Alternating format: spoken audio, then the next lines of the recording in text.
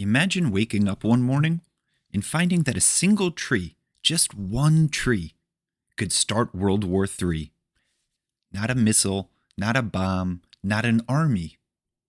A tree. Now imagine this tree standing in the most dangerous place on Earth, the Korean Demilitarized Zone, or DMZ, where North and South Korea stare at each other every day, fingers on the trigger.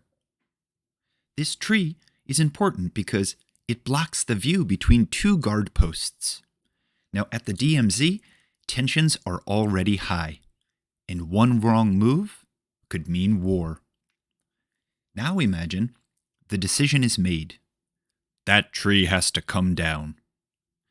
But instead of sending a lumber crew, one side sends hundreds of soldiers, attack helicopters, bombers in the sky, and warships at sea. All for a tree. Believe it or not, this really happened.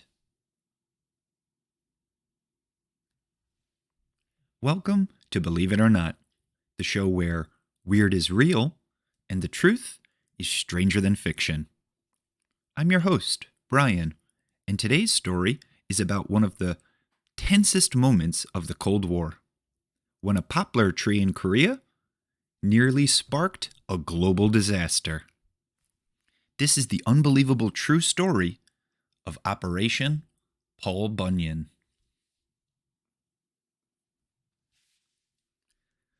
Let's rewind to August 1976. The Korean peninsula has already been divided for more than 20 years. North Korea and South Korea were still technically at war. The fighting had stopped, but no peace treaty had ever been signed.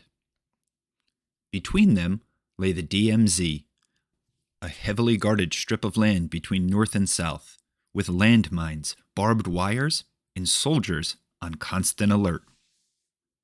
Inside the DMZ was a tiny shared area called the Joint Security Area, or JSA, the only place where soldiers from both sides stood face to face. And right there stood a tall poplar tree. This tree blocked the line of sight between a United Nations guard post and an observation point. That made it dangerous, because soldiers couldn't see if someone was approaching. So, on August 18th, 1976, a small UN work crew arrived with axes to trim the tree. Besides the axes, they were unarmed, as it was customary for soldiers not to carry weapons in the DMZ. And these soldiers, they weren't cutting the tree down, just trimming the branches. Then, something terrifying happened. North Korean soldiers rushed in, dozens of them, shouting and surrounding the crew, demanding they withdraw. The UN forces ignored their orders, and that's when the North Korean soldiers grabbed the axes and attacked. In the ensuing melee, 2 U.S. Army officers, Captain Arthur Boniface and Lieutenant Mark Barrett, were beaten to death. The world froze. This wasn't just violence. It was a direct challenge. The United States and Korea had to respond. But how? Retreating would look weak. Attacking could start a war. So military leaders came up with a shocking plan. They would cut the tree down. Completely. Now, if you're like me, you're asking yourself, why would the North Koreans commit such a brutal attack over a single tree? It doesn't make sense, right? In debriefing interviews with the original crew sent to prune the tree, North Korean soldiers had told members of that work party sent to cut the tree that they could not, as it had been planted by their leader, Kim Il-sung. Now, whether or not he actually planted that tree is debated, but that's what they believed. And as a result of this incident, the UN forces were not about to give up. And as dawn broke on August 21st, 1976, something unbelievable happened. Instead of a small group of soldiers with axes, the North Korean guards suddenly saw an overwhelming show of force.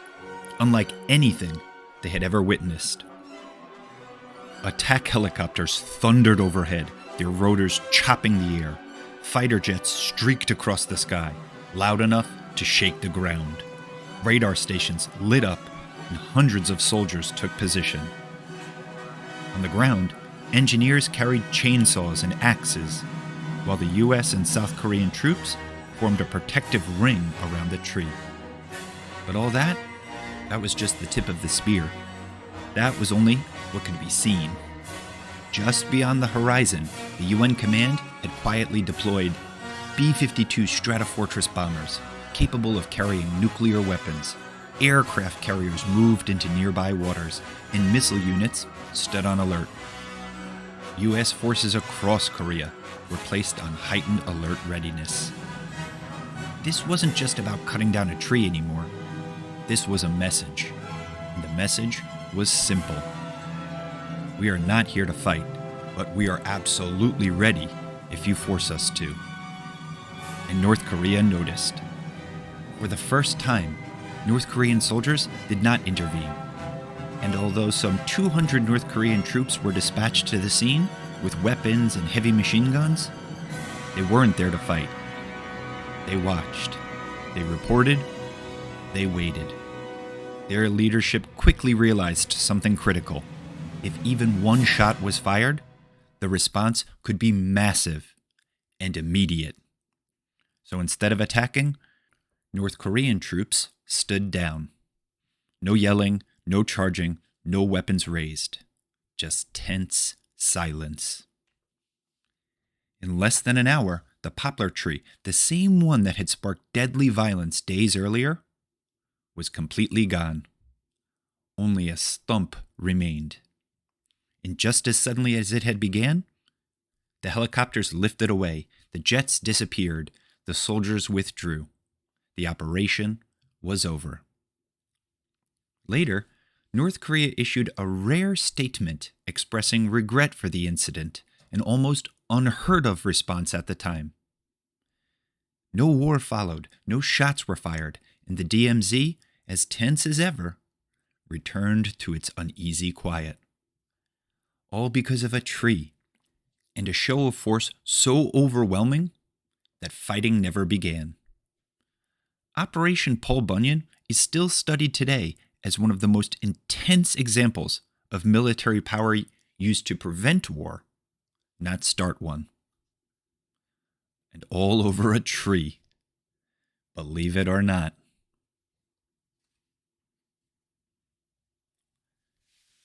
Now, here are a few believe it or not facts I found while researching the podcast. The poplar tree stood in the Joint Security Area, the only place in the DMZ where North and South Korean soldiers stand face to face without a physical barrier. So it's really important that observers are able to see clearly across the DMZ. Now, this poplar tree stood at over 30 meters tall. It's almost 100 feet. And it blocked the line of sight between the United Nations command checkpoint and the observation post. Now, this became a problem very quickly because poplar trees grow very fast, between 5 to 8 feet per year. And this type of tree, it's great at producing shade. However, it's equally as good at obstructing views and lines of sight. This poplar tree, it was cut down, and quickly. It was all done in less than an hour, making it the most heavily protected tree removal in military history. Now here's a little fun fact. After the tree was cut down, it wasn't just thrown away, used for scrap, or burned as firewood. One man had bigger plans than that. General William J. Livesey, who was the commanding general of the 8th U.S. Army in South Korea from 1984 to 1987, publicly carried a swagger stick, which is kind of a mix between a walking stick and a club, that was carved from wood collected from the tree at the center of the incident. Believe it or not.